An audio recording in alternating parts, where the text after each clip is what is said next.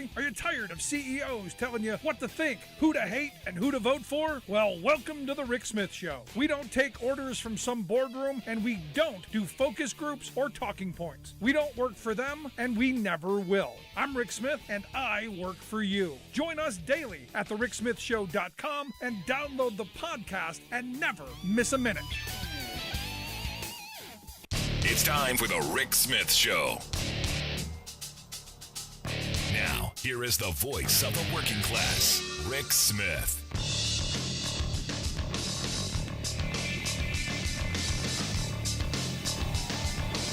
And welcome, brothers, sisters, working class heroes. This is the Rick Smith Show. Thanks so much for being here today on the big program. Lots to get to, lots to talk about. Before we get into all of the stuff that I got for today, big news for our friends out in Minneapolis, St. Paul, listening on KTNF AM 950, the progressive voice of Minneapolis, of Minnesota.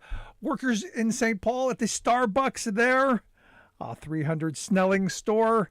14-1 victory at Starbucks. Good on the Starbucks Workers United there for their victory. This is now 14 states with a unionized Starbucks. I'm going to have to start drinking coffee, I think, at some point.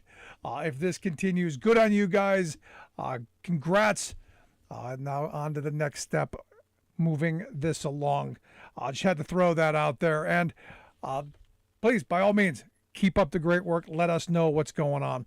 Let's get into it. The big story for me. Deutsche Bank predicting major recession. And I saw this, and there's a bunch of stories kind of popping up, one right after the other, business journals, business people saying, bad stuff.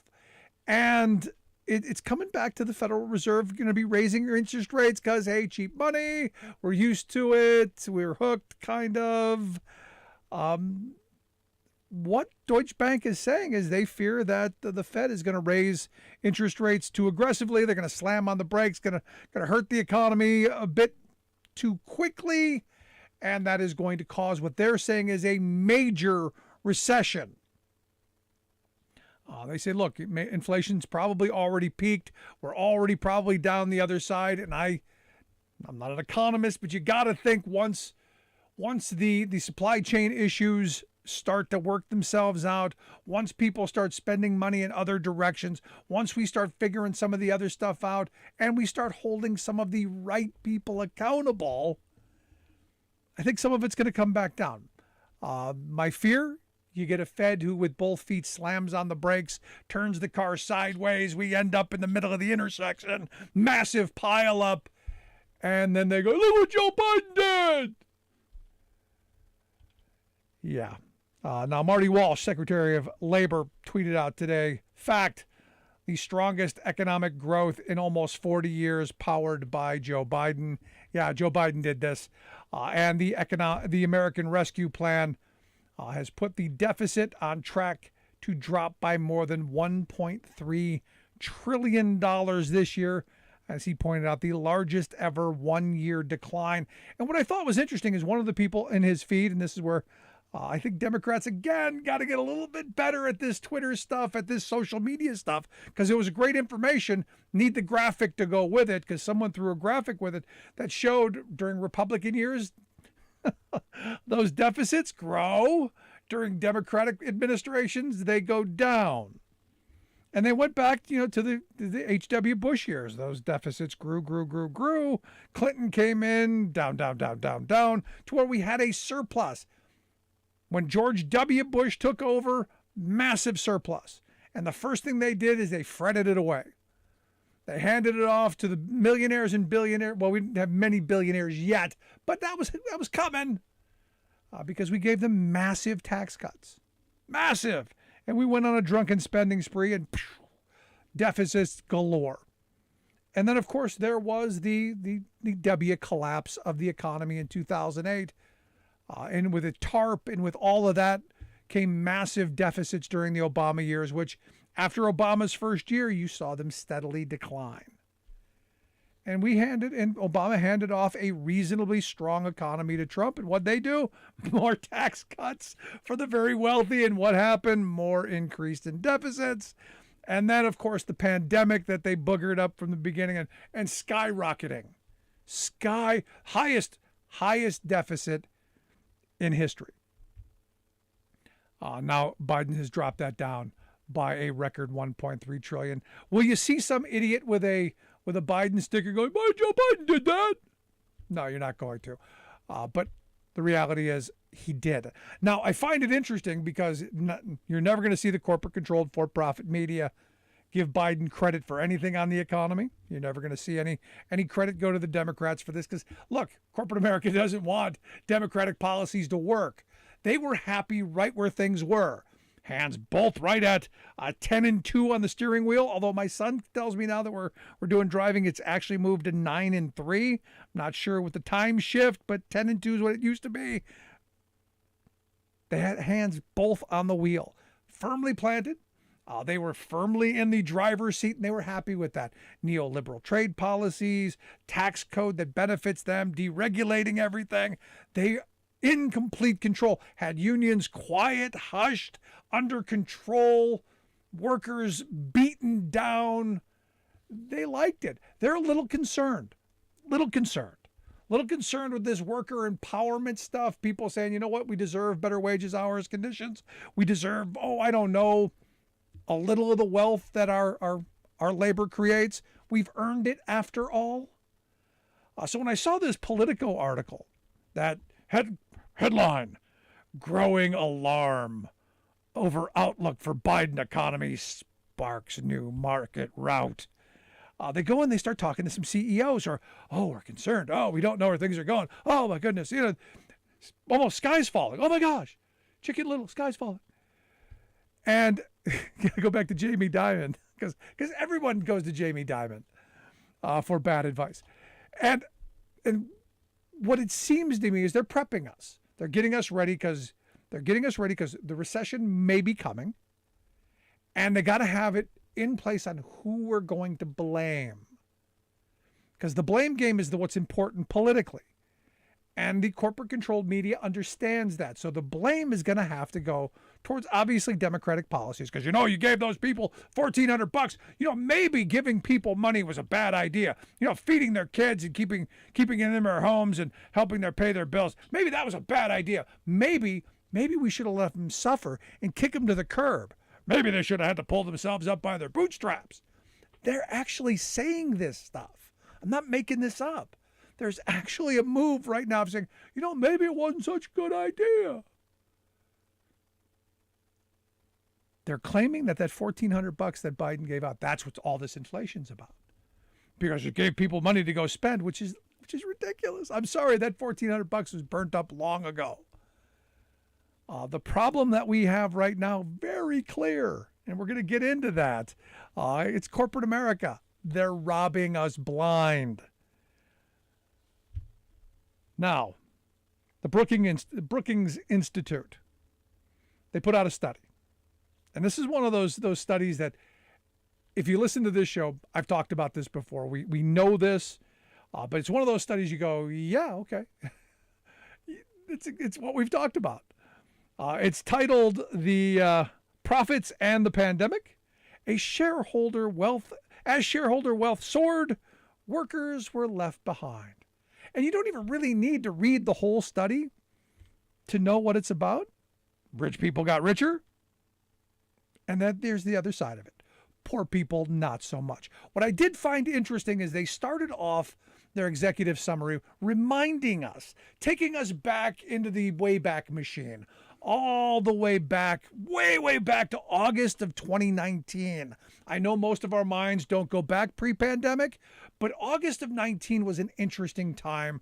Well, for me anyway, because I do remember all of our nation's captains of industry, all of the titans of corporate individualism, all of our oligarchs getting together at their little round table, the business round table, coming together, all 181 of the largest, most prosperous, most profitable, most influential CEOs in the country, and saying, you know what? We're going to do business differently. We've been doing it almost wrong all along. We now care about consumers. We now care about workers. We now care about the environment. We care about society. We care. We shouldn't care so much about shareholders. Yeah, it's for the last 40 years, it's all about maximizing shareholder wealth. Yeah, it's all been about me and getting rich, and greed is good. And the one who dies with the most toys wins. Yeah, it's been that, but now, trust us. Trust us. Checks in the mail. Trust us. We're going to be different now. And I remember all the news stories at the time. Corporate America is going to be different. Oh, they promised. They've changed their ways. They've seen their evil ways. And they've pledged. They have pledged with their left hand over where they think their heart is on the other side. That they're going to be different. So, perfect opportunity to show this kind of grinchy, heart-growing 3 times kind of opportunity, right? You would think there's an opportunity. The heart has grown 3 sides. In fact, it went from where it's supposed to all the way over where they believe it was. So this is the great opportunity. They put out the statement. I'm sure they remembered it. They signed it, or most of them did. And what Brookings came out with is they looked at 22 big companies, the leaders in their industry. You know, the Home Depots, the UPSs, the Best Buys, the Amazons, the Hiltons, the Krogers, down the list, the leaders of their industries. And what they found, not shocking or anything like that, that they were, more likely to, enrich the already rich than actually give anything to their workers. In fact, the 22 corporations collectively accumulated $1.5 trillion in additional wealth for their shareholders between January of 2020 and October of 2021. Extra 1.5 extra T, extra trillion and a half. While the workers saw an additional, 2%. So the people who showed up every work, remember, the heroes, the frontline heroes, the essential workers, the people who suffered through the pandemic, the people who went and, suffered and died, the almost 1 million people who died from this pandemic, the folks who were, forced to go in because, hey, you're essential. They got less than 2% of a benefit out of all this. And yet the people who sat home and said, yeah, you go, you're a hero, thank you. $1.5 trillion. And what we find out from the breakdown of this, and Brookings did this for us, more than 70% of the wealth generated for our investor class, over $800 billion, benefited the richest 5%. For the bottom half of us, do you know how much we got? The working class, you, me, the folks down at the bottom, we saw a whopping 1%. 1%. So those frontline heroes, those people were going, thank goodness you got us through this. Thanks for delivering this stuff. Thanks for making sure that our food supply was here. Thanks for taking care of us. Thanks for, showing up at the hospitals and showing up at the clinics and doing all the work. Thank you, truck drivers and delivery drivers. Thank you. You know what you got? You got bupkis. And yet, our billionaire class, they did well. 13 billionaire founders and heirs of 7 companies saw their wealth grow by over $160 billion, more than 12 times all the additional pay for more than 3 million workers, according to Brookings. And the CEOs, the 22 CEOs of these major companies, they earned nearly $500 million in realized compensation. averaging more than $22 million a piece. $22 million. And you go, explain that to me. How is it possible? Now, Brookings came out and said, look, bottom line is, what did we learn? We learned that companies don't care about their workers. That's all that nonsense about, we care about workers. We care about shareholders. We care about our customers. Nonsense. They care about the shareholders. Because when push came to shove, they enriched their shareholders. They screwed their workers. That's what it is. It comes down to the numbers. $1.5 trillion richer to the shareholders, 2% to the workers. I'm surprised they got 2%. The workers lost jobs, lost opportunities, and corporate executives, they line their pockets. This is, which side are you on? Are you on the side of the investor class and capital? Or are you on the side of the working class and getting screwed? This is a classic moment in that. And also, this is a moment where corporate America exercised their power. They sided with the shareholders over the workers. They chose profit over people, and they aggressively crushed workers' opportunities to fight back and really try and fight for better wages, hours, conditions. Because even during the pandemic, they were crushing workers organizing. Are we surprised by any of this? No. But get ready for what's coming. Because when they do crash our economy, because we finally wake up that they're gouging us, when we finally start to hold them accountable and they do what they're going to do, they're going to turn on and blame us. Oh, it's because you were greedy. You wanted higher wages. We can't put up with that. We've got to stand up, stand together, and fight back and really hold them accountable. When we come back, I'm going to ask the question, are you sick and tired of all of this inflation nonsense? And who are we blaming? The Guardian's got an interesting piece I think we want to talk about on the other side. Going to take a quick break. Back with your thoughts. 1-866-416-RICK. 1-866-416-7425. This is The Rick Smith Show. We're working people. Come to talk.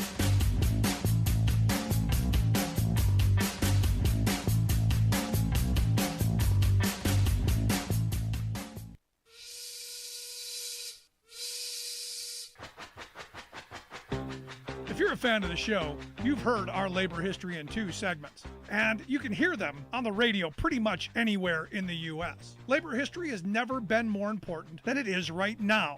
So here's what we'd like you to do. Tell a teacher. Tell a teacher that labor history is important and that they can get digestible 2-minute lessons that are absolutely free. Free to download, free to use, free to share. Tell a teacher to go to thericksmithshow.com/history and help us put labor back where it belongs, in the classroom. You know, generations of American workers fought, bled, and died to build the American way of life. It's our job to keep their stories alive.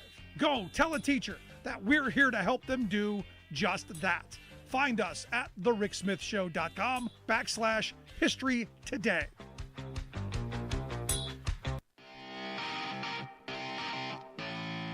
Welcome back to The Rick Smith Show. Now, here is Rick Smith. So the Guardian's got a piece on just the inflation issue and who really is soaking you and who's really responsible. Now, again, the right wants you to believe it's all Joe Biden. Joe Biden gave those poor people money, and those poor people are running out and spending it frivolously on things that you should have, and that's raising the cost of things. That's what they're telling you. You know, because those poor people shouldn't be able to buy food. That's your food. They're raising the price of your food, and it's costing you more. That's really what they're telling you. But according to this piece, titled Revealed, Top U.S. Corporations Raising Prices on Americans Even as Profits Surge. And look, we've been saying that for weeks now. Profits better than they've been since the 1950s. And in fact, they've pointed out, as I have pointed out, that their profit margins are, like in the 35% range. They're doing well. But no, Rick, it's not that they're really reaping the benefits. It's just because they're selling more. It's volume. No, it's volume, and they've raised prices. That's the big part of it. They point out Whenever you talk about inflation, they go, well, where's the inflation from? Well, it's from food, it's from energy prices, and it's from commodities. It's from the inputs into things. So you look at steel, for instance. Steel Dynamics, their profits went up 809%. 809%. You go, well, gee, how'd that happen? Well, it just happened, It was luck. You tripped, fell, scooped up 809% profit. Chevron, gas prices through the roof. 240% spike in profit. The best 2-quarter period the company has ever seen. But again, it's not gouging. No, it was an accident. Oops. This isn't greedy opportunism. No, it's not that. Fertilizer giant Nutrien. Their profits shot up about $1.2 billion on higher selling prices, according to The Guardian. Nike, their 53% profit increase driven by what? Oh, yeah, higher prices. Keurig Dr. Pepper, significant price action and productivity outpaced inflationary costs. What their profit jump up? Oh, that's right, 83%. And you can go down the list. Oil, rubber, timber, meat, wheat, steel, mining, all of these places. Record profit increases. Again, oops, it was an accident. And the reality is what we're witnessing right before our very eyes. And I've had people who, Rick, you don't talk enough about inflation. No, I don't talk about inflation in the way the right wants me to talk about it. I'm not blaming workers for demanding better wages, hours, and conditions. I'm not demanding people for trying to keep up to be able to continue their standard of living. What we are living through right now is a massive, enormous redistribution of wealth from poor and working class people, again, to business owners and the very wealthy. That's what we are living through. This is from workers, you and me, to shareholders and investment firms. This is what they are doing. Because why? They can. And we have a government that is doing nothing to them. This is where massive tax rates on windfall profits have to happen. And the other side of this, something I've been talking about for weeks, for years. We hear my conservative friends talking about, we need competition in the market. And I agree. Where are my conservative voices saying we need competition? The problem is we have very little competition when you look at what's going on. Most industries have a handful of giant corporations who control entire industries. Consolidation is pervasive throughout our entire country. And yet, Hershey, for instance, they've got 30 candy companies that control almost half of the candy market. Candy prices are up 7.6%. Profits up really well, too. Grain, 90% of the grain market, 4 companies. Archer Daniel Midland, 55% profit jump. You got 3 companies that own 73% of the cereal market. Profits through the roof. You go, gee, how'd that happen? Well, we've been asleep at the switch. We've allowed corporate America to buy up and by the big fish buying up the little fish. And what happens? Workers lose jobs. Because synergy. Need to get excess redundancy. And what happens? Workers lose jobs, shareholders pocket the difference. Again, redistribution of wealth on a massive scale from you and me to them. And it's got to stop. Just my thoughts. Love to hear yours. You can email me, rick@thericksmithshow.com. If you missed any of the program, podcast, you know where to get it, thericksmithshow.com or wherever you get your podcast. Going to take a quick break. When we come back, some of the big stories of the day. Reed Galen's going to be here to share some thoughts. Back after this.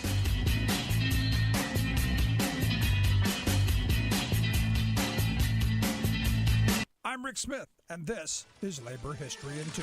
On this day in labor history, the year was 1978. That was the day a West Virginia cooling tower under construction collapsed, plunging 51 workers to their deaths. It was considered the worst non-mining disaster in West Virginia history. It's also the worst accident in the history of the country's construction industry. Cooling towers were under construction at the Pleasance Power Plant at Willow Island. Union building tradesmen built up the walls of the tower from scaffolding bolted to it. As each section was poured, the forms would be removed and the scaffolding raised and bolted to the new section. The tower had reached about 168 feet when the previous day's concrete walls began to peel away from the tower. The scaffolding plummeted, as did the workers. Many could only be identified by the contents of their wallet.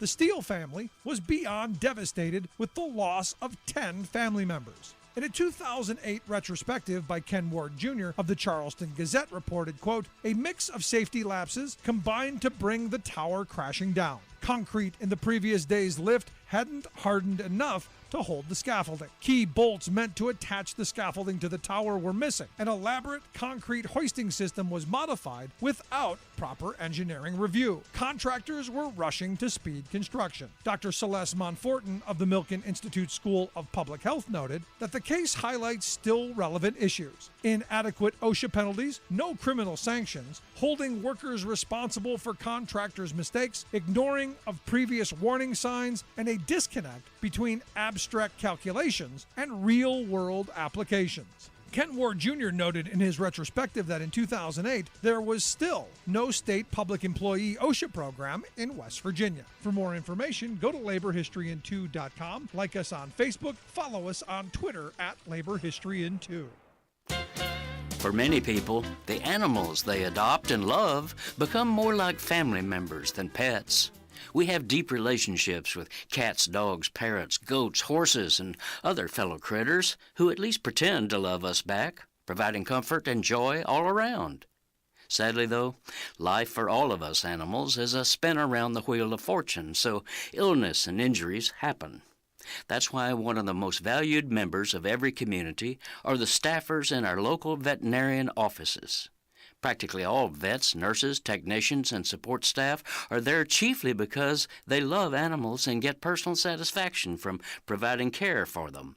When I say they are there, I not only mean 9 to 5, but this group of independent health providers are committed to being there when needed, including off hours and days off, for animal misfortune and suffering don't go by clocks and calendars.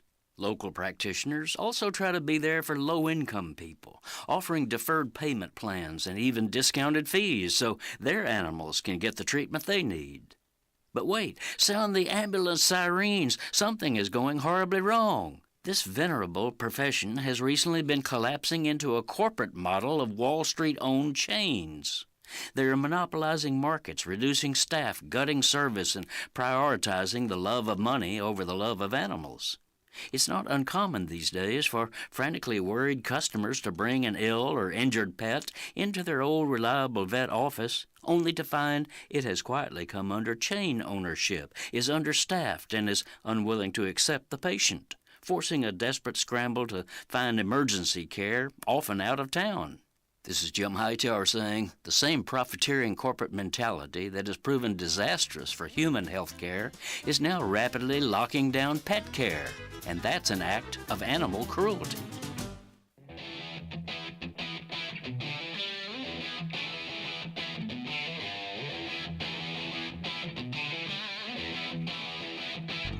Welcome back to the Rick Smith Show. Now, here is Rick Smith.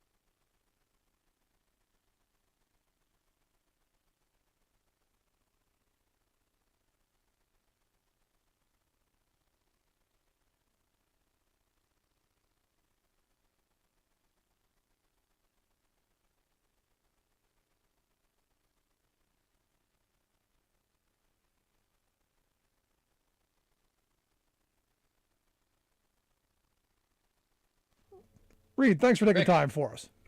Thanks for having me. Had an interesting moment right there. I sat here, I'm looking at where we are in this moment, and you saw this this story with Marjorie Taylor Greene and Lauren Boebert and the whole 9 yards. I've just done the dumbest thing I've ever done. I had that whole introduction without having the microphone on. I've never done that before. Well, if it makes you feel better, Rick, most times people ask me to turn my microphone off. So No, this is so for those who are just now getting to hear me. The story went like this. The Independent reported Lauren Boebert was in a meeting with my Congressman Scott Perry, Lauren Boebert, Marjorie Taylor Greene, and Jim Jordan, and they were talking about the what to do to get Mike Pence to decide what to do on January 6th. Again, for me, this is another one of those smoking gun moments where, yeah, we knew. What are we going to do about it? That becomes the question. yeah, look, I mean, I think that, one thing that you noted, Rick, when you had the mic off, was that CPAC had rated each of these people 100% conservative. Rick, can you hear me? Yeah. Okay. And what's interesting about that before we get to January 6th is that under any other normal expression of what conservatism is, these people aren't conservatives. CPAC is not a conservative organization anymore, right? This used to be something that Ronald Reagan and Republican presidents attended regularly as a sort of sop to the faithful, right? Republican faithful. And to be in the old days, Rick, you could be a conservative and you could be a Republican. They weren't necessarily the same thing. And you could be a conservative Republican. Now, to be quote unquote conservative is really not to be either conservative or Republican, but to be anti-liberal. And in every sense of that word, anti-big L liberal, anti-small L liberal, anti-liberalism, which means, free thought, open elections, a free society, all of those things. And so the fact that anybody thinks that in the Republican Party that I grew up, Rick, that Marjorie Taylor Greene is a conservative, just tells you how far that party has fallen and how much further, frankly, it needs to fall this November and beyond. Yeah, that's the reason I brought it up, because I wanted to make the connection between what happened on January 6th, and because Lauren Boebert's someone who was tweeting where Nancy Pelosi's location was as the insurrection was happening, and CPAC, which used to have some core values, now rating Boebert and Jim Jordan and Marjorie Taylor Greene as 100% conservative, and I'm going, there's just this loss in value, and maybe I'm just not understanding where the markers are anymore and what conservatism really is anymore. Well, I don't think anybody knows, and anybody that tells you they do know is either holding on, grasping at straws for a past that A, either no longer exists or B, never existed, or is in the same line with these people, which is, again, conservatism is morphing into a white Christian nationalist worldview. It's not a surprise that the two leaders of this movement, and Rick, it's more than a political party, it is a movement, are Donald Trump and Tucker Carlson, two people who, one, Trump was never been a conservative, right? He was always in New York, whatever. And Tucker Carlson was a moderate Republican at best back in the day. Now they are both fans of Vladimir Putin. Neither one of them has decried him, as we see the horrors over in Ukraine. They continue to back insane candidates. They continue to espouse a belief system that is foreign, I think, to most Americans, but is catnip to millions. And I think it's a very dangerous time, and we should not underestimate that they are relentless and they are well-funded and they will not stop. No, and that's the scary part in all this. They're not going to stop, and I see the movements happening, and I look at the right. I look at what is becoming the conservative movement, and the economic populism, the hyper nationalism, and these ultra conservative, not conservative, these ultra. I'm not going to go with conservative. I guess you call them right wingers. these ultra puritanical values, not just Correct. conservative, but puritanical values of hatred and pure. I mean, it's a scary worldview that they hold. I think. It is, and I think that I've started to think about this as you see the stuff that these people that you mentioned espouse. Well, like I said, what Trump and Tucker espouse, what you see Ron DeSantis in Florida doing, or Greg Abbott in Texas doing, and I really think it comes down to a couple of things. They think that everybody is stupid and they are smart. They want you to be poor, right? Because authoritarian systems, Rick, don't produce broad-based economic benefit. They Right. do not. They produce an oligarchical society where about 15 people in the country do well and everybody else is scraping to go by. And they want your kids stupid, which is why I think they fundamentally hate public education. And so they want you poor so that you always have to go back to them, and they want your kids stupid because they think that the stupider your kids are, the more vulnerable they'll be to their stuff. And I think this is not new news, right, Rick? We've seen this many times in the last century. We're seeing it in some places now, in places like Hungary and Turkey. Thankfully, it was beaten back in a place like France. But the one thing that is I think uniform about when these movements take power is that there were more than enough people to stop it. There were more than enough people that knew that this was not okay. And the problem is that they either say, well, it's not really that bad, it'll be fine, or I'm afraid that if I put up a fight, whatever happens will be worse. And let me be clear, Rick, history shows that if you wait around because you're afraid that something worse will happen, you'll get that worse thing, right? It's like saying, oh, the doctor found this lump. It'll be fine, right? It'll be fine. Is it ever fine? It's not. Now you're listening to the Rick Smith Show here with Reed Galen, co-founder of the Lincoln Project. You can follow them at Twitter at Project Lincoln, lincolnproject.com, the website. We'll get links out on social media how you can take a look at the work that they do. And I look at this as there's a corporate agenda to this, and we're starting to see some of the corporate money coming back. In fact, the story today was Toyota has been, I guess, continuing to fund Republicans who were spreading the big lie. Because you remember after January 6th, a bunch of companies were like, oh no, we're going to back out. They started, stopping funding this stuff. They're coming back. They're going back to funding this. And I'm curious your thoughts. Did it really stop, or is it now okay because, well, the narrative has shifted a little bit? I'm curious how you see it. So, with Toyota, they got caught doing this last summer, and that's when we first went after them. We did television ads in New York and North Texas, where they're headquartered. We geofenced with digital ads their 30 top dealerships. And Rick, within 6 hours, they cried uncle. They said, okay, we'll stop. They got caught again. A guy named Judd Legum, who writes a thing called Popular Information, tracks this stuff very closely, found that they had given to 6 of these people in March. And we said, you did it again. Now, Rick, in my earlier days, I did plenty of corporate PR. And what you have to understand is most corporate C-suites, right, the executive offices and their PR firms just say, ride it out. They won't notice. This time next year, no one will pay attention. And what we are saying to Toyota and others, is you are on notice. You are going to be held to account. And Rick, it's just like this, right? There are 20 different kinds of sedans. There's 6 different kinds of pickup trucks. There's 8 different kinds of SUVs. You don't have to buy a Toyota, right? You can buy a GM, you can buy a Ford, you can buy whatever brand you want.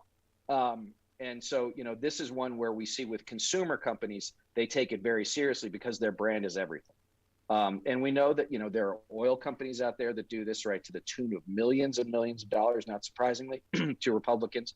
There's a company, International Paper, that gives to these people, also still operating in Russia, right? So there's a lot of these folks who are fine with how things are going because the system works for them. The problem is it doesn't work for the other 319 million Americans. It's something, and this is where the power of the consumer is important. But here's the thing. I mean, I look at this, and the big lie still is with us, and it's one of these moments where you've got to be holding, not just these companies, but these politicians accountable. And I look at the text messages from Mark Meadows that are now out there, and again, I don't think that there's much in there that we didn't know, as happened. It's just now in writing that we see it. And it's one of these moments where either Trump's lying or he tried to overthrow the government. I mean, it's right here in writing, or am I missing something? No, well, Rick, it's both. He's lying and he tried to overthrow the government. Okay. But I would also say this: the thing about the text messages, and this is what you'll hear, Senator Mike Lee in Utah, where I live, right? I was doing everything by the book, right? I wanted a legal outlet. I thought that there were things that needed to be studied. But what he's not saying, well, remember that Mike Lee's also a guy who pointed Sidney Powell and John Eastman to the White House, right? Like, these people didn't just appear out of thin air. Mike Lee said, you should really talk to these people. But what his actions did, and what the actions of all these people, from Meadows at the top to, Matt and Mercedes Schlapp, to all of these folks, is they were active participants in getting Trump's head to continue the fiction that he had won. And so it's like, oh, well, we didn't tell him to storm the Capitol. We didn't tell him this, we didn't tell him that. No, but you knew it was a lie. It's a lie now. And you encouraged him to pursue avenues you knew were wrong, you knew were fallacies, because you were hoping that it might just work. And if it didn't, well, no harm, no foul, because there won't be any sanction, there won't be any consequences. And Rick, you're right. So far, there really haven't been. No, and this is where I blame a lot of people, and I keep going to the Democrats. What's taken so long? Merrick Garland, what's taken so long? We still got that Mueller report laying around. There's still plenty of opportunities to hold people accountable, and the longer we drag this out and cross the I's and dot the T's and put periods here and do all the other stuff that you got to do backwards or forward, the narrative keeps rolling down the line that it wasn't that big of a deal because we're not holding anybody accountable. Well, and this is where, Rick, my friends in the Democratic Party are fundamentally uncomfortable with political spectacle, right? Whereas Republicans, it is their stock in trade. Right. I use, for example, the Benghazi hearings, which they dragged out for 3 years for the express purpose of driving down Hillary Clinton's approval ratings when they knew she'd run for president. They will do that again in office. What we have tried to tell our friends in the Democratic Party and, on the January 6th Commission is, you must make this big. You must do it in prime time. You must drag these people before behind these tables. If they don't show, right, all the better, right? But they have to do it. They have to do it big, and they have to do it loud. I think there's also a lot of Democrats in Congress, like I talked about, well, we're afraid that if we do this, they'll do it to us. Hey, you know what? Newsflash, they're going to do it to you. They're going to do it anyway. They're already saying they're going to do it. It's going to happen.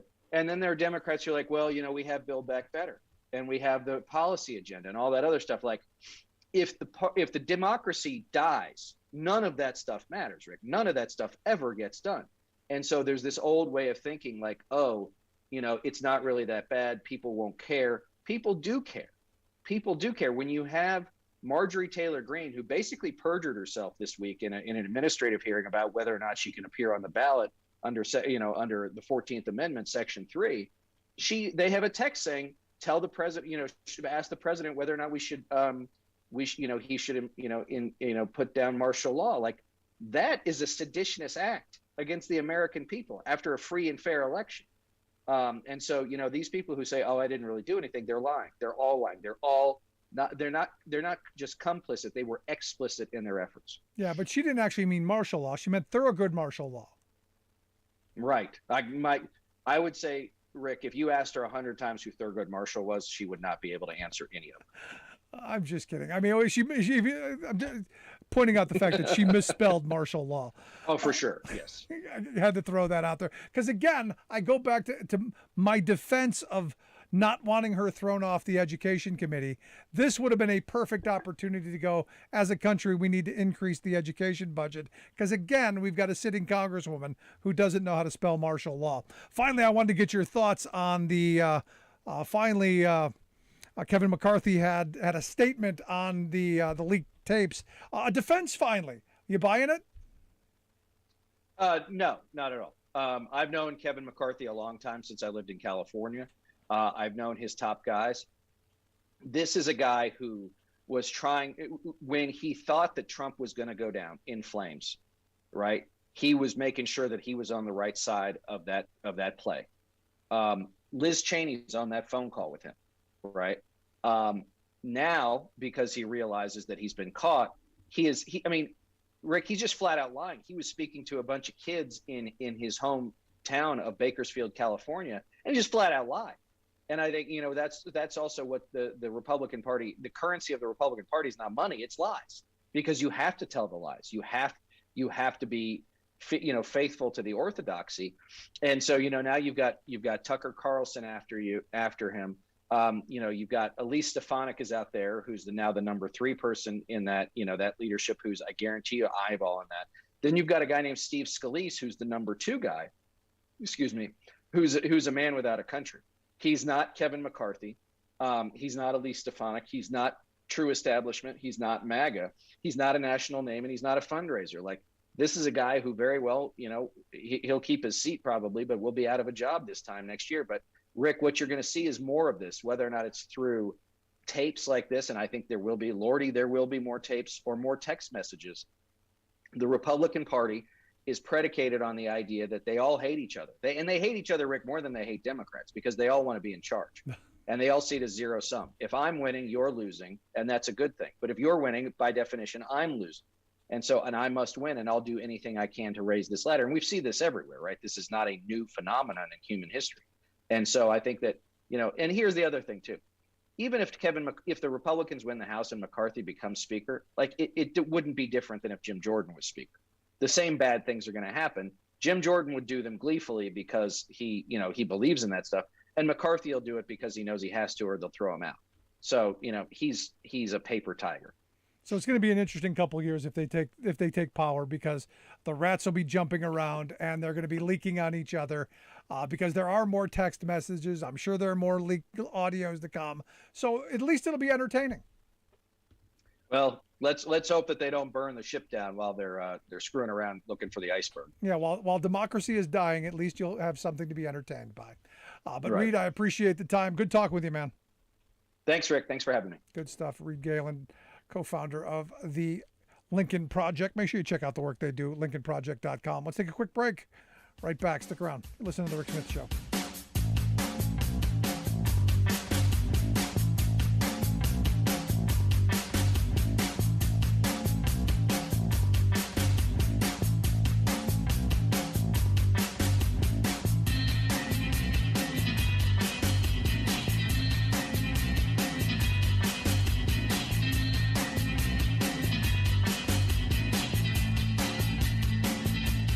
I'm Rick Smith, and this is Labor History in 2. On this day in labor history, the year was 1825.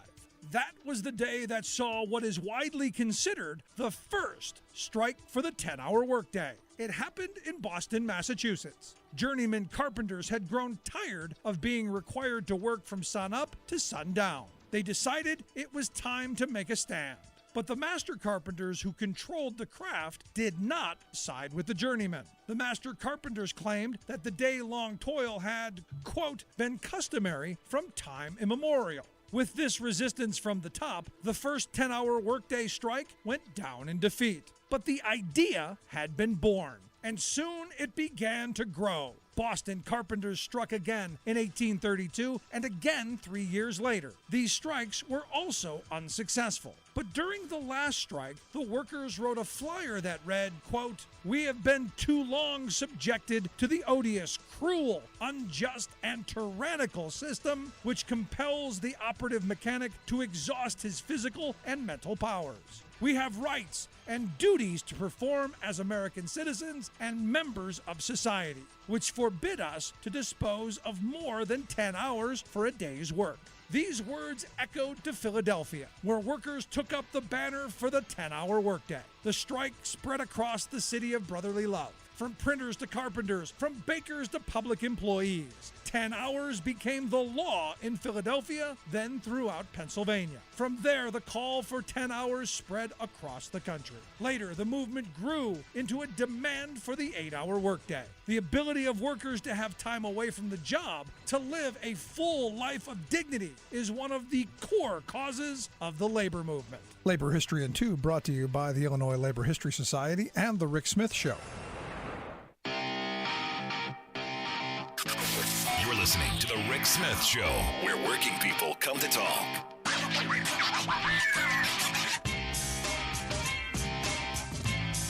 I gotta tell you, I just did the dumbest thing I've ever done, and I've been doing this, 17 years now? That's the first time I left the microphone off while talking. And, wow. I feel stupid. It is what it is. Speaking of stupid, evidently there was a deposition today, or a report of a deposition that Trump was part of, a sworn deposition. There's some newly released excerpts from Trump for an upcoming trial in New York, where evidently the killer fruits, dangerous fruits out there. Evidently, Trump was afraid that people were going to throw tomatoes at him at one of the rallies, and that was where the you knocked a what out of them came from. He'll pay for whatever. It turns out he's afraid of not just tomatoes but also pineapples and bananas. Yeah. Yeah, he's afraid of fruit. He said it's dangerous stuff. You can get killed with those things. I guess it's wherever you put them.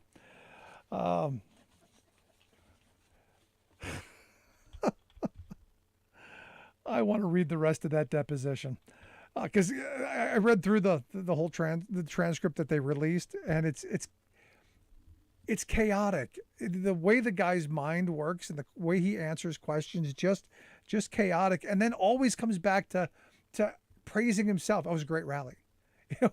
I was amazing. Incredible.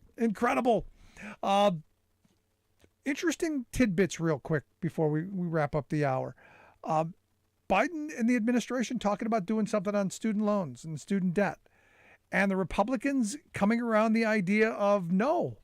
This going to be an interesting moment because you've got Senate Minority Whip John Thune and a group of Republican senators going, no. They're going to introduce a bill to ban the president from doing anything on student debt. This is a which side are you on moment. This is something that could get young people to go, wait a second. We're suffering out here. The president's going to throw us a lifeline, and the Republican Party's going to throw us under the bus. Yeah. How do you think he got under the bus in the first place? It's these guys. Now, Mitt Romney, he's gone after Biden. He's calling it a bribe. He's calling debt forgiveness a bribe for voters. And you go, no, this is answering a problem that a generation has that, well, people like you, Mittens, caused.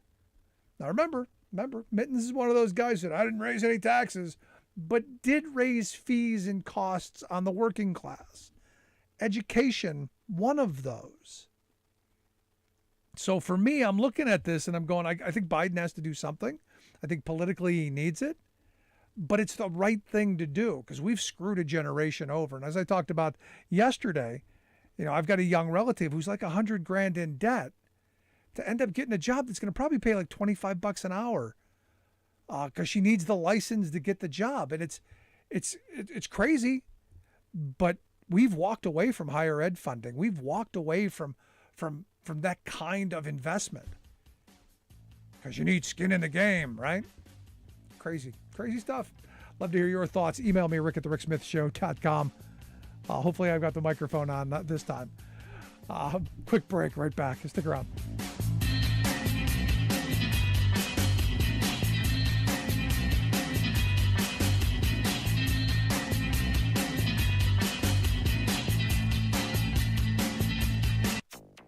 While we were out, typically we're talking about this in summer, early fall, even into the middle parts of fall. It's April and we're talking about these wildfires. Dangerously early extreme wildfires erupt in the western U.S. Accountability for investor-owned utilities behaving badly, plus our forests are our planet's lungs.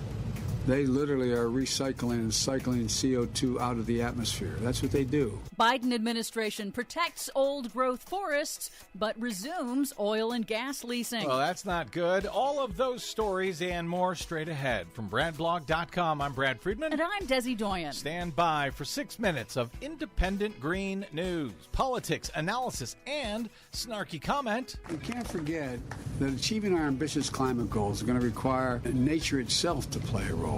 That's why today I'm signing an executive order to tell nature to knock it off, Jack.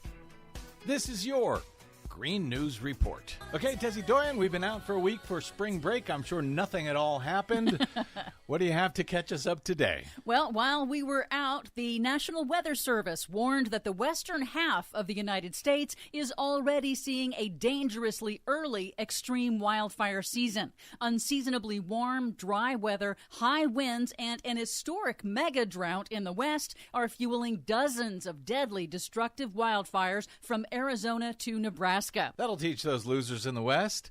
Wait a minute, we're in the West. The most severe fire outbreak is in New Mexico, where Democratic Governor Michelle Lujan Grisham issued emergency declarations after wildfires broke out in nearly half of the state's drought-stricken counties. In Arizona, Republican Governor Doug Ducey warned residents to be extra vigilant. This is the earliest and most intense start to fire season that we've had. In California, investor-owned electric utility giant Pacific Gas and Electric will pay $55 million to avoid criminal charges over the Kincaid and Dixie fires, both which were ignited by PG&E's decrepit, aging equipment, and the company says it will vastly expand its fire safety crews. $55 million? Yes. That's it? According to San Jose Mercury News, the $55 million fine is only a bit more than the CEO's salary for last year. Exactly. Pocket change. And how many people did they kill? Also in California, utility giant SoCal Gas will pay a nearly $10 million fine after state regulators caught the investor-owned company illegally using ratepayer money to fund AstroTurf front groups that lobbied against electrifying buildings. Oh boy, $10 million. Similar schemes to obstruct the shift away from natural gas have been exposed in nearly 24 states. In the nation's capital, a tragedy. A man who had set himself on fire in front of the Supreme Court building on Earth Day to protest U.S. failure to act on climate change has died. His friends said that the oil companies that are causing climate change are the real radicals. And they are. Massive Earth Day marches in D.C. also protested the government's slow pace of climate action. Congress is now back from recess, and congressional Democrats are again trying to craft a budget reconciliation package with climate and clean energy funding that can get the critical vote of obstructionist coal baron Senator Joe Manchin of West Virginia. I'm sure that'll be no problem at all. The Biden Interior Department says that it will resume required lease sales for onshore oil and gas extraction on public lands, but that it will slash the amount of land available by 80% and will increase royalty rates. The first time in history that the federal government has ever increased what companies pay to extract publicly owned oil and gas. Biden also reversed a Trump-era rollback to restore environmental safeguards to the bedrock National Environmental Policy Act. Major infrastructure projects like highways, pipelines, and oil wells will again be required to undergo rigorous environmental review that must also factor in a project's impacts on climate change and on local communities. And that is really good news. At least until Donald Trump becomes president again and rolls it all back. On Earth Day in Seattle, President Biden signed an executive order creating a program to protect old-growth forests containing the nation's biggest and oldest trees because they're critical to absorbing humanity's carbon emissions. However, his order stops short of a total ban on logging old-growth forests. Biden acknowledged the difficulty of enacting climate legislation in the evenly divided Congress, but offered some hope. In order to help bring more of those nature-based solutions into our planning, we have to move quickly. And with this executive order on Earth Day, we're also showing this moment of maximum threat and urgency can also be a moment of enormous hope. Well, I hope nobody notices the fact that he just opened up a whole bunch of federal lands to oil and gas leases again. For much more on all of those stories and the ones we didn't have time for today, check out our website at greennews.bradblog.com. Find, follow, and share us planet-wide on the Facebooks and the Twitters at Green News Report. Are you tired of think tank approved corporate news and commentary? Are you tired of CEOs telling you what to think, who to hate, and who to vote for? Well, welcome to the Rick Smith Show. We don't take orders from some boardroom, and we don't do focus groups or talking points. We don't work for them, and we never will. I'm Rick Smith, and I work for you. Join us daily at thericksmithshow.com and download the podcast and never miss a minute.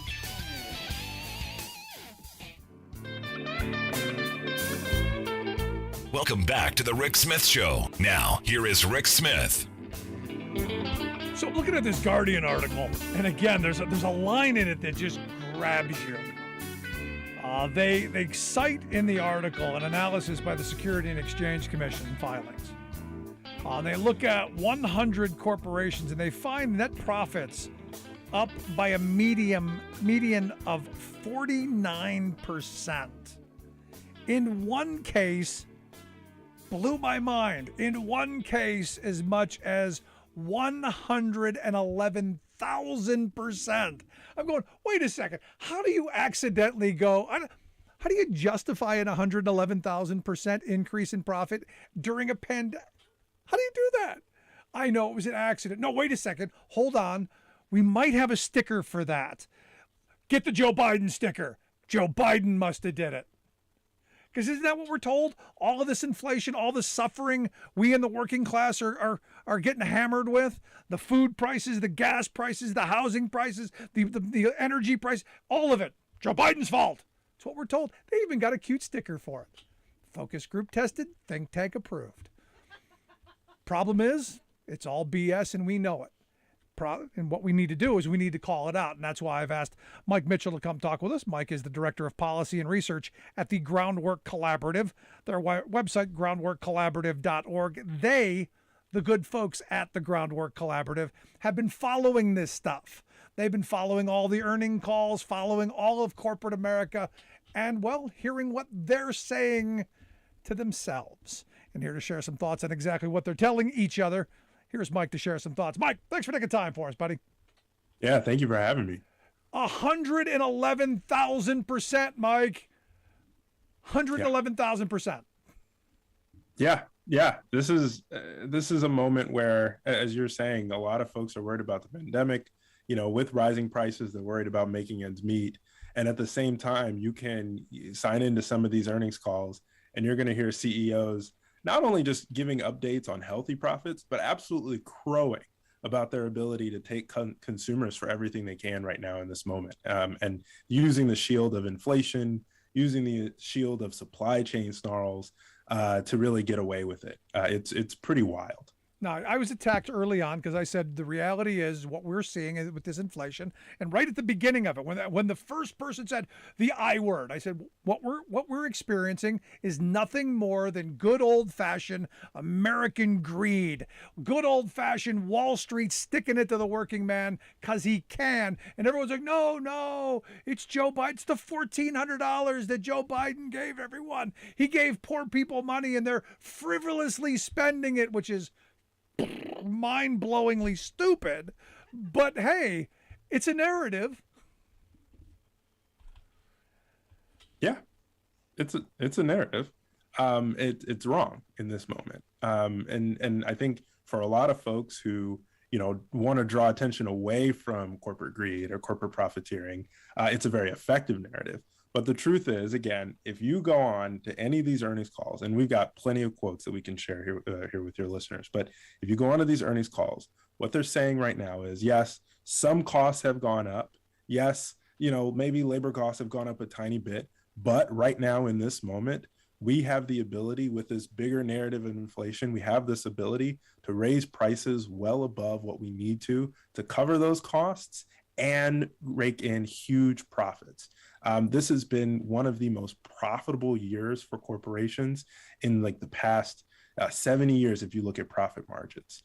This is a very good time to be trying for corporations to be trying to take advantage of consumers and take them for everything they have. You've got CEOs on some of these calls, and I can actually read you some of the quotes that we've got here. But you've got CEOs on some of these calls talking about, a little bit of inflation is actually a good thing. That was the CEO of Kroger, for instance. The CEO of Hostess, and this is one of mine that I feel like is most egregious. He's talking about consumers, and he says they're moving to a normalized COVID environment. They haven't fully recognized that they were absorbing pricing, so they're really taking advantage of this moment and taking consumers for everything they can. No, it is. And you guys have been doing this and doing great work. And in fact, the website, if folks want to take a look at it, is endcorporateprofiteering.org. We'll get links out on social media because, look, we had talked about the oil companies. They had their call and they said, look, we're not going to increase productivity. We don't need to. We like the prices where they are. We want to return money back to the shareholders. We're thrilled. We're happy. We're rolling in the cash because, everyone was, slapping those stupid stickers on the gas pumps, blaming Joe Biden like there's some switch in the White House, when the reality is there are thousands of leases out there these oil companies aren't using. There's opportunities for them to do more. They just choose not to because of the laws of supply and demand. They're going to keep supply low because they know demand is high and they can gouge us for it. This is nothing more than opportunism and greed. And you guys clearly have been doing the hard work of pointing this stuff out. So the question then becomes, how is it we keep falling for it? I keep having people saying, well, it was the $1,400. It's those Starbucks workers, wanting better wages. It's those Amazon workers wanting better wages. It's those workers, who got 2% of the income in the last through the pandemic, while $1.5 trillion went to the top. How is it we keep blaming the people at the bottom for the abuse that the people at the bottom get? Yeah, I mean, you're absolutely right. Unfortunately, these are, deeply ingrained narratives that people, across the ideological spectrum have just been kind of really trained to take as, just as gospel, really, right? If we see rising prices and corporations come out and say, oh, it's because, labor costs are going up, or, oh, it's because, we just didn't anticipate demand. We take it at face value. And it happens, again, like I was saying, across the ideological spectrum from lawmakers, but also if we talk to economists, they haven't really trained themselves to look at corporations and the ways that they have their own ability to set prices. And they think of it in this, macro supply demand, framework as well, that sets you up to blame the same people. You either blame, excessive demand that's spurred on by, government spending, because heaven forbid, we make sure that people in the middle of a pandemic don't completely fall off the map and can't afford to put food on the table for their families or put gas in their cars. Or we blame workers because, again, heaven forbid, in the middle of a pandemic, workers don't get the protections that they need to ensure that their workplaces are safe, or, corporations actually have to, increase, pay because workers are putting up with really dangerous conditions. No, instead of, rationalizing those kinds of ideas, we go back to those same narratives. But hopefully now, again, I think that the attention can be put on CEOs, can be put on corporations who have significant and outsized power, especially now, as we've seen, increased corporate concentration, on the fact that they're raising prices and they're doing it not because of increased costs, not because of government regulations. They're doing it because they want to make a buck, and they're doing it because, frankly, their shareholders are telling them to do it. And that means the rest of us pay for it. Yeah, and that they ultimately they can. They can do to us what they want because, as you alluded to a moment ago, the consolidation, which I want to get back to. You listen to the Rick Smith Show with Mike Mitchell. Mike's the Director of Policy and Research at the Groundwork Collaborative. Make sure you check out their website, groundworkcollaborative.org. We'll get the links out on social media. Also, check out the endcorporateprofiteering.org website where a lot of this information can be found. If you're just joining us, make sure you grab the podcast. Never miss an episode, never miss a moment. Share with your friends important stuff, especially this, because the narrative out there, folks, is that it's you. You're responsible for the inflation. You're spending too much. You're feeding those kids and paying that rent. When the reality is our corporate overlords, they keep saying, hey, I can make more off you. And they are. Now, you did say something a minute ago, Mike, that caught my ear, and that's the consolidation word. And, you know, there was an article just, you know, I talked about earlier over at The Independent that pointed out that, you know, you go down the industry, there are only a handful of companies controlling massive industries in this country. And there's that other C word, collusion, that seems to keep popping up because, well, the prices keep going up, the profits keep going up, you know, the services don't get much better, products don't get much better. So they seem to be doing really well, but we, the working class, the folks at the bottom, the poor folks down here, we keep getting the shaft. And at some point I keep going, when do we wake up and say enough? When do we use the power that we have, the power of our government, to start breaking this stuff up? And this shouldn't be liberal, conservative, right, left, Democrat, Republican. This should be, do we believe in the ability of workers and citizens to hold companies accountable? Or are we all going to be held hostage? Because inflation doesn't know any labels. Yeah, no, you're absolutely right. And I think that piece about, you know, this should be something that's popular across the ideological spectrum is super important.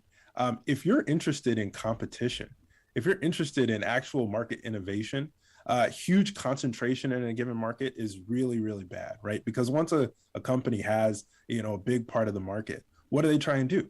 They want to stop other competitors from getting into the market. They want to stop other, you know, startups or other innovation from happening.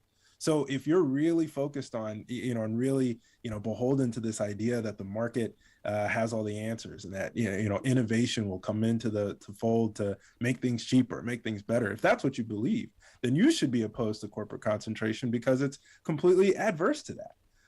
And on the other end of the spectrum, if you're really interested in making sure that folks have the ability to choose, you know, the products that they want, have the ability to choose a cheaper option if it's there, you know, corporate concentration obviously is a danger to that as well. And you can look at that in, you know, really important goods right now. So for instance, we talk a lot about Procter and Gamble, which makes a lot of the things that people depend on in their homes, right? We're talking about cleaning products. We're talking about other necessities like diapers.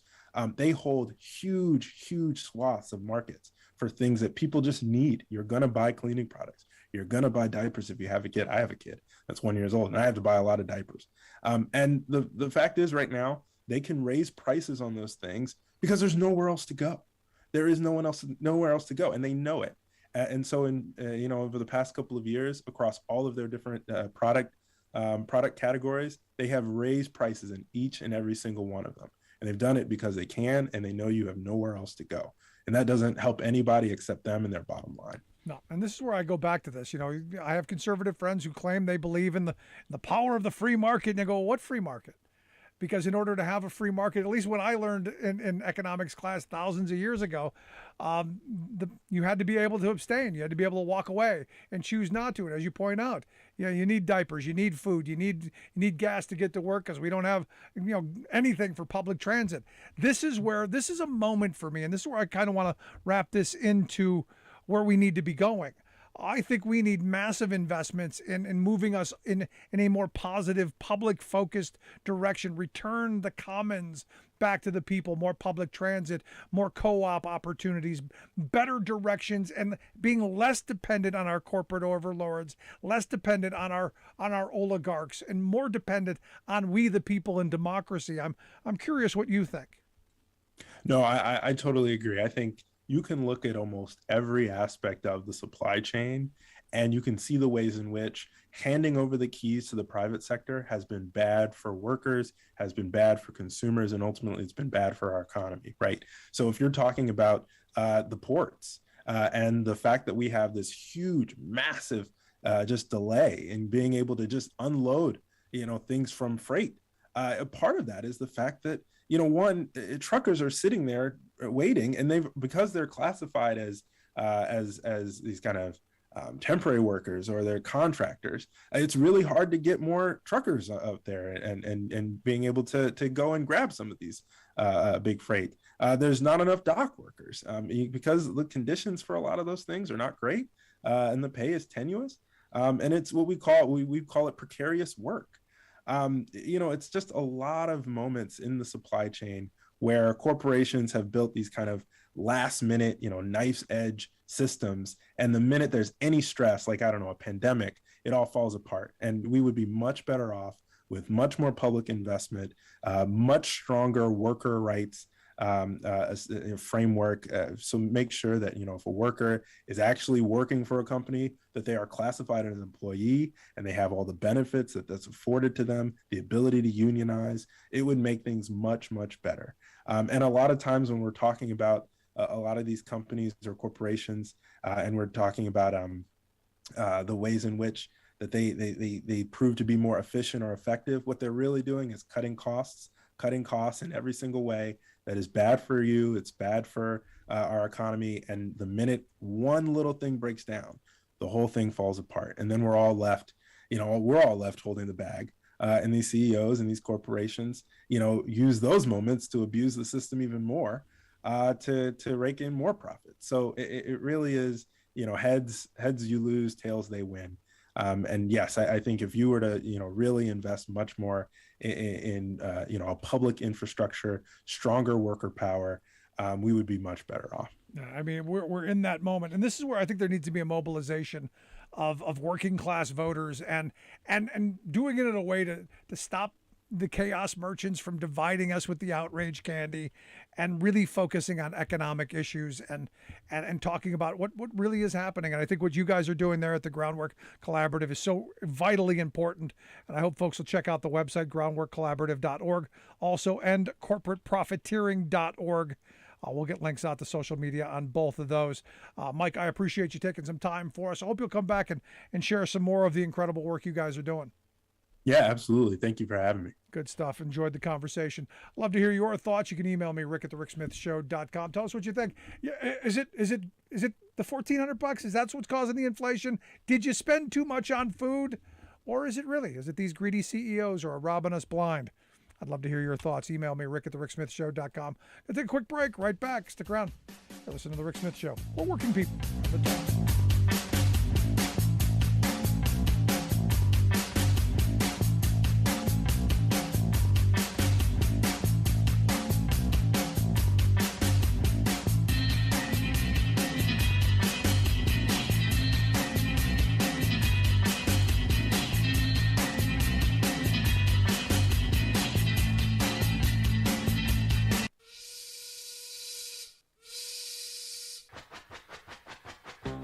If you're a fan of the show, you've heard our Labor History in 2 segments, and you can hear them on the radio pretty much anywhere in the U.S. Labor history has never been more important than it is right now.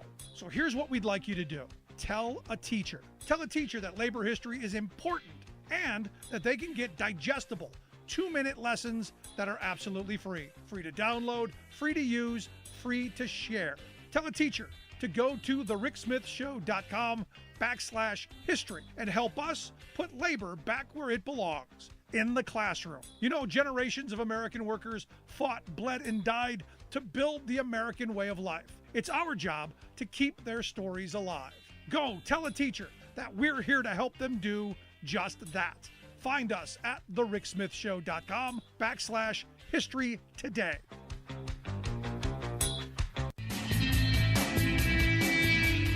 Welcome back to The Rick Smith Show. Now, here is Rick Smith. I tell you, I like that guy. He's a good dude. And I really like the website that they've got. And hope folks will take a look at it. It's well worth some time. The Groundwork Collaborative and corporateprofiteering.org. Because he's hit on a couple of points. What these CEOs have figured out is that you don't have much of a choice, especially the oil companies. And they've known this for a long time. Look, we've gone through this for decades, where they raise prices because they can. And do we ever have a well-organized pushback, like on the diaper front? You could use the cloth ones, but how many people are going to? And then the capital investment that would go into finding the materials and all that. In this day and age where both parents are working, they know you're not going to do it. They know you're not going to hold them accountable because, look, Life's tough. Life's busy. They know they've got you. And where else are you going to go?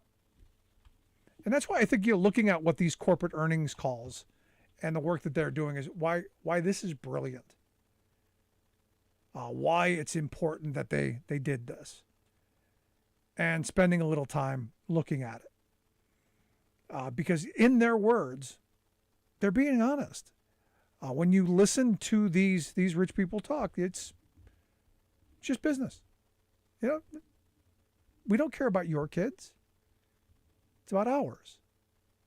And this is where, I've said in the past, at the end of the day, from a labor organizing position, it's about your kids. It's about your family. It's business. So when they make these appeals, oh, hey, you're not going to have an open door policy. Oh, hey, our relationship. No, it's not about that. It's about business. It's about how are we going to get the best wages, hours, conditions? How are we going to support our families? I was reading a couple of articles today of union contracts that have the automatic adjustments for inflation in it. And the one guy said, the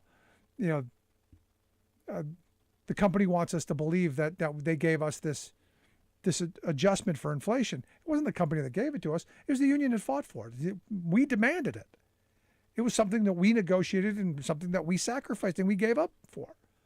This was ours.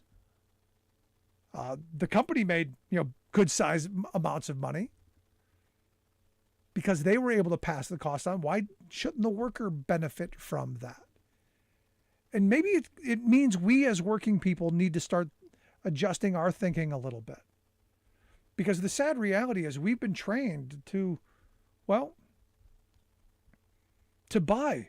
Labor costs go up. We got to raise prices. Oh, hey, inputs went up. We got to raise prices. And yet there are companies out there who have chosen not to. And this is where competition was supposed to play into this. This is what we were told. In these moments, if there were competition, companies, if there were multiple firms, and this is where I'm very pro-worker in this. Because we're told, the big fish eats the little fish, gets rid of the redundancies, makes these companies much more streamlined and competitive, lean and mean. And what does lean and mean mean? Profitable. Very profitable for the folks at the top. Desperate for the people who are working there. Synergy means getting rid of excess workers. Redundancy means people. They use sanitizing words for you and me. Those are families. Those are people's lives. Where there used to be, 10 companies doing in a certain industry, now there are 4. And the number of people working in those industries are dwindled down. Profits are higher, but not as many people working in them. Not as much competition, not as much service. And they tell us somehow that's better. And it is for them. And this is where people go, well, Rick, you're not business friendly. No, I am business friendly from a perspective of how does it help society? Not just how it helps shareholders. Not just how it's going to help the very wealthy. The system is working perfectly for the very wealthy. This is the reality. It is working exactly as it's meant to work for the folks at the top. During the pandemic, it worked brilliantly. Those 22 companies, their shareholders got an extra $1.5 trillion richer. That's pretty brilliant. System worked. While the working people saw a 2% increase, while the shareholders in the bottom half of the economy saw a 1% increase. Seriously? That's where we are, folks. That's the unfortunate reality of the world for which we live in. And the question is, are we going to continue to put up with it? And the answer is no. I'd love to hear your thoughts. You can email me, rick@thericksmithshow.com. Tell me what you think, what you know, all of that. We'll take a quick break right back after this. Stick around. You're listening to The Rick Smith Show. Where working people come to talk.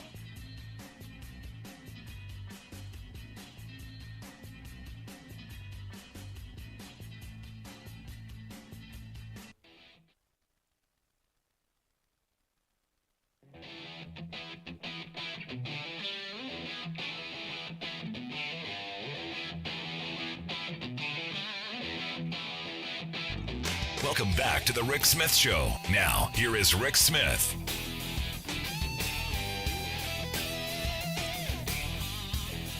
April 28th, affectionately known as Workers' Memorial Day. And it's one of those days that, I think should get a lot more attention than it actually does. The reality is far too many people in this country go to work, wake up in the morning, have their breakfast, kiss their families goodbye, and too many workers don't come home at the end of the day. Now, look, it's much better than it's been in the past, but every life lost on the job is a tragedy, and I believe preventable. So on this Workers' Memorial Day, we remember those who lost their lives, and then we recommit to make sure that every one of us has the opportunity to work in a safe environment. And as I've said thousands of times, the safest work environment in this country is a union environment. And here to share some thoughts on this Workers' Memorial Day and what we should be doing, I've asked Jerry Sullivan Jr. to come talk with us. Jerry's the Executive Vice President of the International Union of Bricklayers and Allied Craft Workers.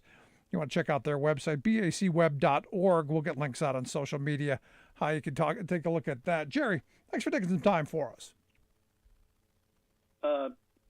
No problem, Rick, and thanks for having me on the show. I appreciate it. So, I'm looking at this, and we are in an interesting moment. Unions right now at the front and forefront of a lot of people's thoughts and a lot of consciousness. But for me, the number one thing that I think of when I think of union, I think of safety. And this Workers' Memorial Day, safety is one of those. I got to get home at the end of my day. I want to make sure that when I get home, I'm in the same shape as when I went to work, and so that I can get up and go back again tomorrow. So for me, this is kind of an important holiday. Yeah, I agree with you. We all have the same feeling for our members, and obviously for all workers that are out there. We want them to go to work and come home because it's a tragic event when someone dies on the job. And as you know, tomorrow is April 28th, Workers' Memorial Day. And each year, Workers' Memorial Day is a harsh reminder to us all about all the workers that have tragically lost their lives in workplace accidents.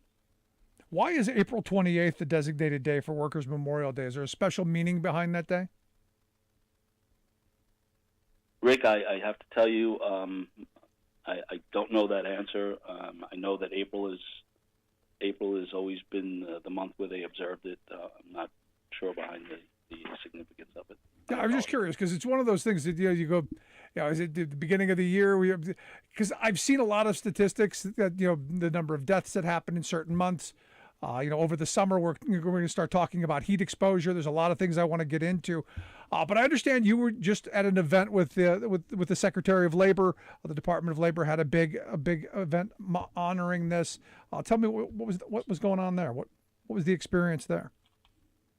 Well, yeah. So I think they'll air that event tomorrow. It was a wreath laying ceremony in honor of the workers that lost their lives last year. As you know, the national average is 5,000 American workers die at workplace injuries each year, and 1 out of 5 of those deaths are in construction industry. We did attend an event again, like I said, it was a wreath-laying ceremony at the DOL building in D.C. Secretary Walsh, along with Congressman Bobby Scott and other representatives from OSHA, were in attendance. It's to honor the lost lives, but always to remember that there's more that we can do to allow people to come home safe after a day's work. Yeah, that's too much to ask, right? No, absolutely. And this is where I come back to it's just not government's responsibility. It's not just our unions. It's our workers' responsibility. And I had shared an image not too long ago of something that just blew my mind. I happened to be flipping through one of the social media video channel things, and there was a guy down in a hole so deep you couldn't even see there was a guy down there. And you go, who in their right mind would put themselves in a situation that they would be so far down in that hole that if it were to give in, there's no getting to him in time. So for me, it comes back down to training. It comes back down to regulation. It comes down to so much that goes into, especially when you're talking about construction, that sadly, we live in an environment where, we're pushing people to being gig workers. We're pushing people so hard to get things done that sometimes safety may be one of those things that, we don't quite think about. But I would hope on our Workers' Memorial Day, we take a second, take a breath, and remember, all it takes is one mistake, and it could be deadly. Yeah, I agree. I think I may have saw that same post that you saw. It is each person's responsibility to make sure they're safe on the job. And as you know, on union jobs, we have shop stewards that are trained to visualize hazards and try to protect the members on the project from getting themselves into a situation where they may get hurt. But there are many workers that aren't in unions that don't have that have somebody watching out for them, and they're afraid they're going to lose their job. And no. And the hole that guy got into, which should have had steel structures securing it from collapse, didn't have that. And people are afraid for their jobs, and they want to continue to work. But we always tell our members that unsafe conditions, and your life is not worth earning a day's pay. The union will see to it that the projects are safe, and you shouldn't work under under an unsafe condition. Now, this is where Jerry, I've been a card carrying Teamster for over 30 years, and I've said it, I've driven a couple million miles, and I can honestly say I have never driven an unsafe truck knowingly, because I've always had the empowerment of my union to say if something's wrong with it, you better fix it, because I am not taking it in that condition.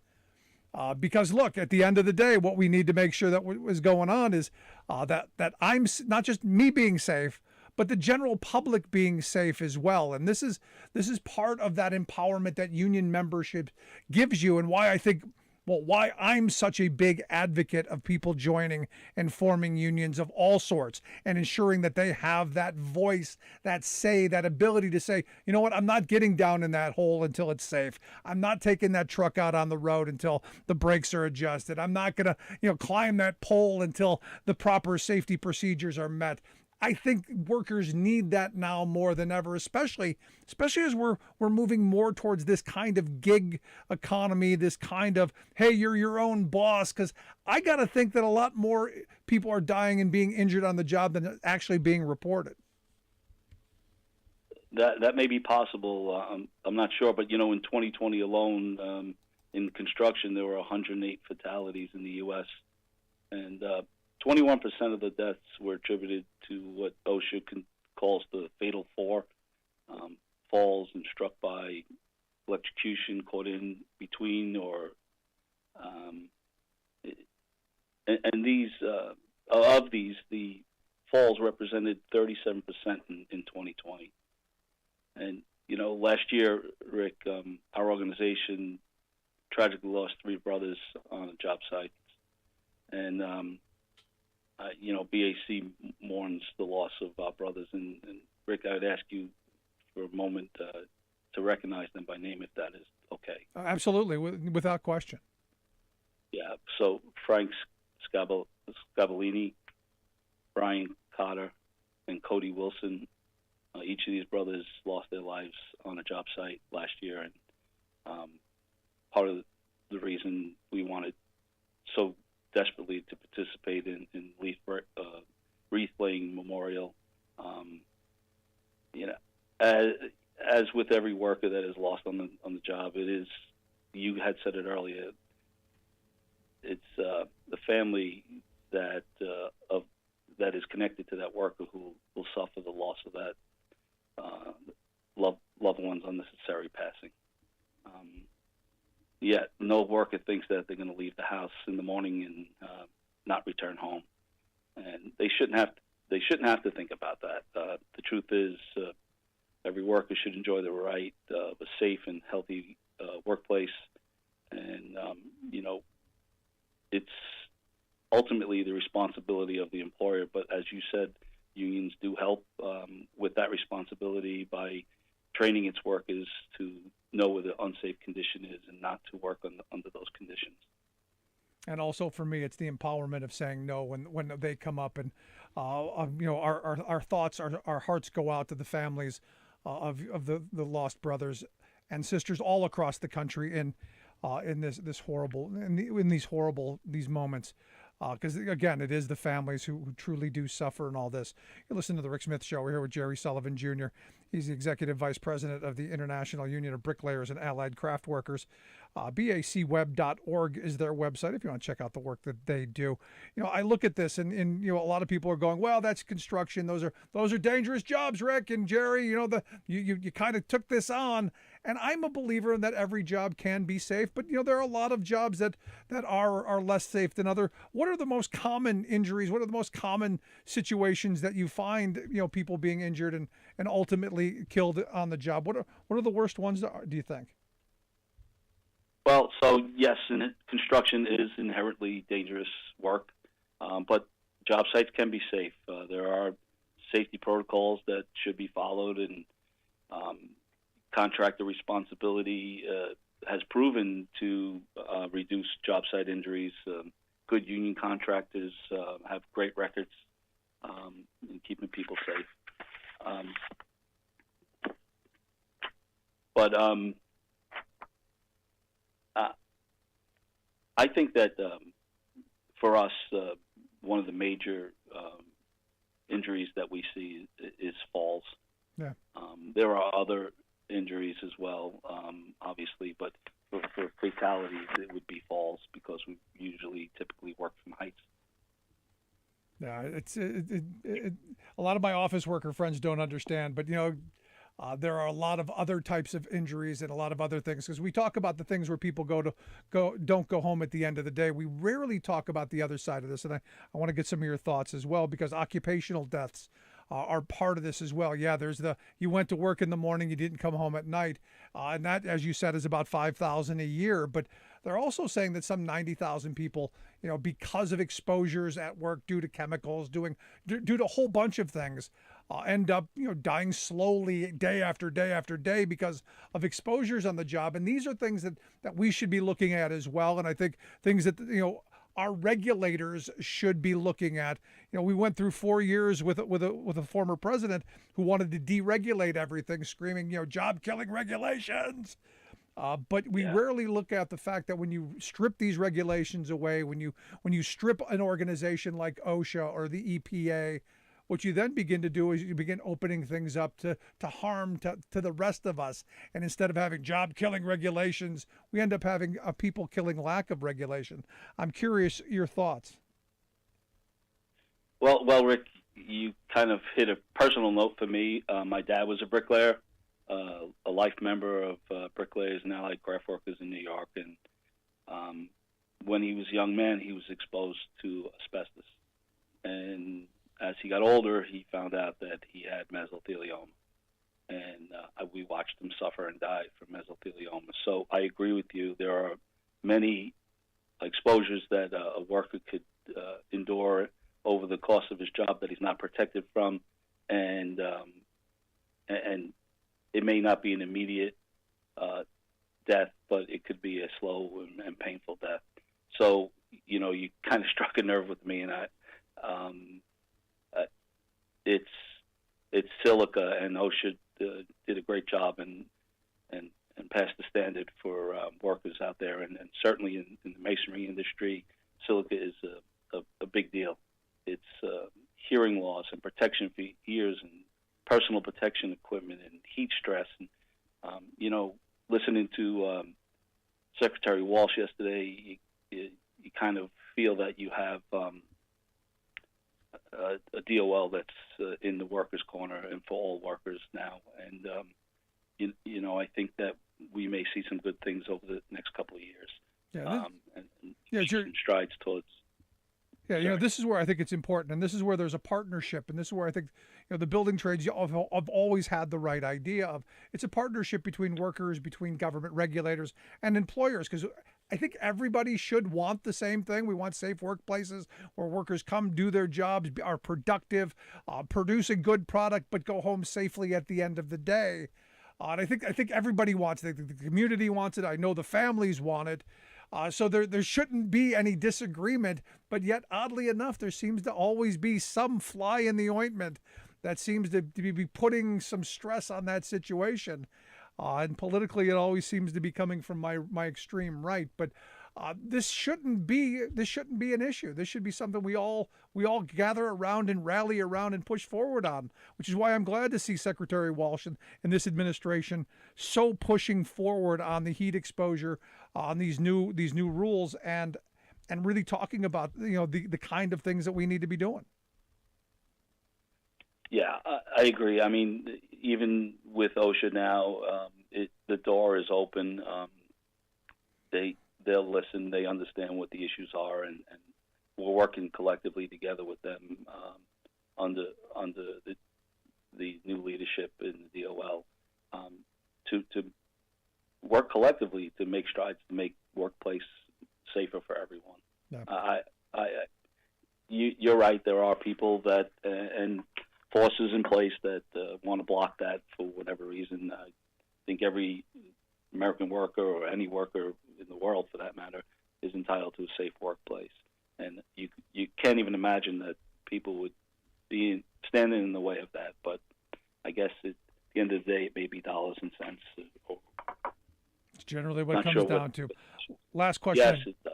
Last question I've got for you, Jerry. As you look at this Workers' Memorial Day, what message do you have for workers out there who are tuning in?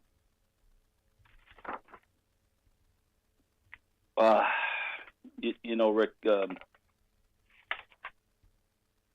when Workers' Memorial Day comes around, and it's really a time for all of us to reflect on the tragic and unnecessary loss of lives. And I think it helps us refocus our efforts in attempting to avoid work-related injuries and deaths. And that's why I think it's so important that we participate in this and refocus ourselves and rededicate ourselves every year to renew the promise to ensure safe workplaces for everyone. My message to any workers that are listening: please be your own advocate. And obviously, as a union member, the union is there to protect you. The shop stewards on the job, and the union representatives will come out and ensure that you're working under safe conditions. But be your own advocate on the job. Please stay safe. Think about what you're doing. If someone asks you to be and is looking to put you in an unsafe condition or an unsafe situation. There you go. Jerry Sullivan, Jr., I appreciate you taking time for us. Great stuff. I hope you'll come back and talk to us again real soon. Okay, Rick, thank you. Thanks again for having me. And please, everyone out there, stay safe. Great stuff, brother. Appreciate the time. Jerry's right. The reality is we need active, engaged, empowered workers on the work site. That's how you keep yourself safe. That's how you keep yourself going home every night. So it's what's worked for me. Love to hear your thoughts. You can email me, rick@thericksmithshow.com. Just tuning in. Make sure you grab the podcast. Never miss a moment of the program. I'm going to take a quick break. Right back after this. Stick around. You're listening to The Rick Smith Show. For working people. Time to talk.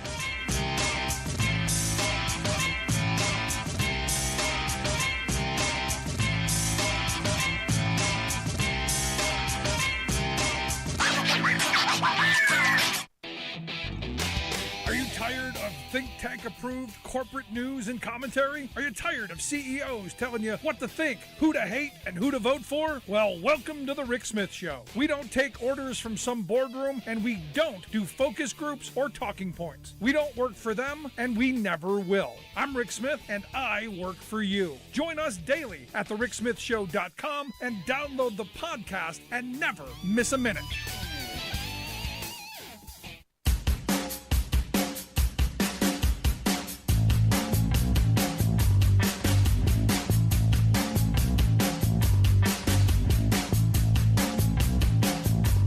Back to the Rick Smith Show. Check out our website, thericksmithshow.com. Questions, comments, something on your mind, you can email me, rick@thericksmithshow.com. I mean, seriously, when I hear Jerry, the reality is, I had an acquaintance who passed away on the job years ago. Didn't pass away. He was killed. He got into a truck crash, and died right there on I-81 South, right before the Midway exit. Nobody knows how. Nobody knows why. There are a bunch of speculations, bunch of thoughts. But he left a wife and like 8 kids behind, and it was horribly tragic. And it was one of those things that you never forget. And as somebody who has been an advocate for workers' rights for so long, and look, it can happen in any environment, but statistically, reality-wise, it happens more often in non-union workplaces than it does in union workplaces. That's the reality.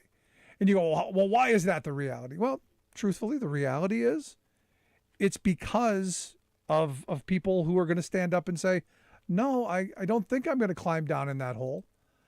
I don't think I'm going to go 8. He had to be, this video we saw, this guy had to be at least 18 feet underground, no more than shoulder width wide, like a bucket of the backhoe wide, with a shovel digging down. I'm going, there is no way you're getting me down in that hole without the protection you need. And there's nobody. I'm going, why is there no one going, hey, get out of there? But this is, I don't know if he didn't think, I don't know what it was, but all it takes is one oops. You weren't getting that poor guy out of there. And, sometimes, we're in a hurry. Sometimes we're being pushed. And, the stories that I've heard over the years, especially when you're talking about low-wage workers, especially when you're talking about undocumented workers, especially when you're talking about, folks who aren't empowered, people who are desperate, which is why we need to have laws and we need to have a much more robust OSHA, why we need to have a much more activist OSHA to ensure that people are safe. Because look, and this is where it's always interesting to me that people say, well, the companies are going to police themselves. Are they? What we've done in this country, life is cheap. Someone dies on the job, it's a small fine. Okay, it's a mild hassle. But for that family, it's devastating. For that family, it's the breadwinner gone. Now, granted, it's not the 1890s.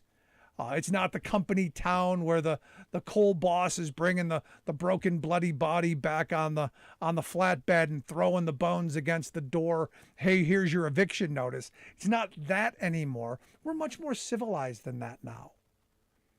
It's like, with strikes, we're no longer shooting people in tents. We're no longer sending thugs out with clubs to beat you on the picket line. No. We've got lawyers in $1,000 suits with briefcases who are going to try and starve you out. We're much more civilized today. We're much better about how we starve you out and try and harm you. This is where solidarity, this is where coming together, this is where standing shoulder to shoulder and watching out for each other. This is where being each other's advocate is so important. This is where your brother's keeper. So important. And as I've said, I've always had the empowerment of knowing that if something wasn't right, I'm going to make it right. Because it does me no good. There's that old phrase, the old saying, no good deed goes unpunished. You think, hey, I'm going to cut this corner because, hey, my immediate supervisor's giving me some grief because I got to get this done, and I'm going to get this, and then, oops, something bad happens. You get hurt, someone else gets hurt, and then it's your fault. It's time to take this stuff seriously, and that's why this Workers' Memorial Day, again, the hope is always, as every Workers' Memorial Day, we remember those who lost their lives. We remember those who were harmed. And then we commit to make sure that the future is going to be better. We commit to make sure that it's not going to happen to us. It's not going to happen to our loved ones. It's not going to happen in the future. That's what we commit to do. And we work really hard to ensure that that actually does happen. And then we fight like hell for the living. Mother Jones. We'll end on a Mother Jones. Mourn the dead, but fight like hell for the living. That's where we'll end. If you've missed any of today's program, make sure you download the podcast. Always there, always available anywhere you get your podcasts, from iTunes to iHeart, Stitcher to Podbean, everywhere in between. Always there for your entertainment. Also, you can email me, rick@thericksmithshow.com. I do answer all emails personally. Had a bunch to get to. Didn't. I'll get to them tomorrow. Thanks for being here. We'll see you back here next time.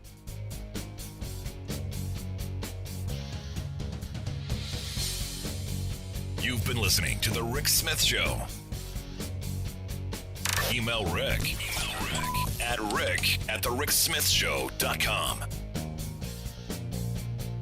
Until next time, this has been The Rick Smith Show, where working people come to talk. I'm Rick Smith, and this is Labor History in 2. On this day in labor history, the year was 1978. That was the day a West Virginia cooling tower under construction collapsed, plunging 51 workers to their deaths. It was considered the worst non-mining disaster in West Virginia history. It's also the worst accident in the history of the country's construction industry. Cooling towers were under construction at the Pleasance Power Plant at Willow Island. Union building tradesmen built up the walls of the tower from scaffolding bolted to it. As each section was poured, the forms would be removed and the scaffolding raised and bolted to the new section. The tower had reached about 168 feet when the previous day's concrete walls began to peel away from the tower. The scaffolding plummeted, as did the workers. Many could only be identified by the contents of their wallet. The Steele family was beyond devastated with the loss of 10 family members. In a 2008 retrospective by Ken Ward Jr. of the Charleston Gazette reported, quote, "A mix of safety lapses combined to bring the tower crashing down. Concrete in the previous day's lift hadn't hardened enough to hold the scaffolding. Key bolts meant to attach the scaffolding to the tower were missing. An elaborate concrete hoisting system was modified without proper engineering review. Contractors were rushing to speed construction." Dr. Celeste Monfortin of the Milken Institute School of Public Health noted that the case highlights still relevant issues: inadequate OSHA penalties, no criminal sanctions, holding workers responsible for contractors' mistakes, ignoring of previous warning signs, and a disconnect between abstract calculations and real-world applications. Kent Ward Jr. noted in his retrospective that in 2008, there was still no state public employee OSHA program in West Virginia. For more information, go to laborhistoryin2.com, like us on Facebook, follow us on Twitter @laborhistoryin2. For many people, the animals they adopt and love become more like family members than pets. We have deep relationships with cats, dogs, parrots, goats, horses, and other fellow critters who at least pretend to love us back, providing comfort and joy all around. Sadly, though, life for all of us animals is a spin around the wheel of fortune, so illness and injuries happen. That's why one of the most valued members of every community are the staffers in our local veterinarian offices.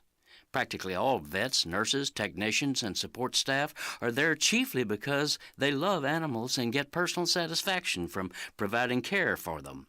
When I say they are there, I not only mean 9 to 5, but this group of independent health providers are committed to being there when needed, including off hours and days off, for animal misfortune and suffering don't go by clocks and calendars.